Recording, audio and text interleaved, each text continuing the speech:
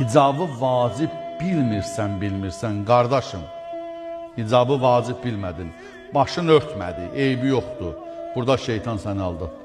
Bəs geyiminə niyə qarışmırsan xanımın, qızın?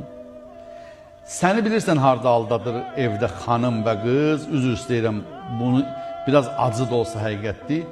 O ki, sənin qızın, sənin xanımın evdə normal, məsələn deyiblər, atanın yanında başı açıq gəzmiyorlar, qolu açıq gəzmiyorlar.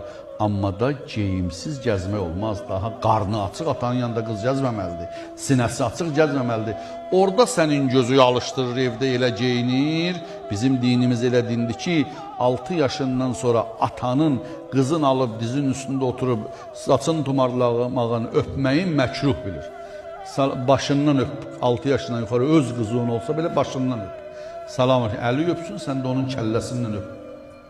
Öz qucağında, öz qızı oturdub öpməyi məkruh bilir bizim şəriətimiz.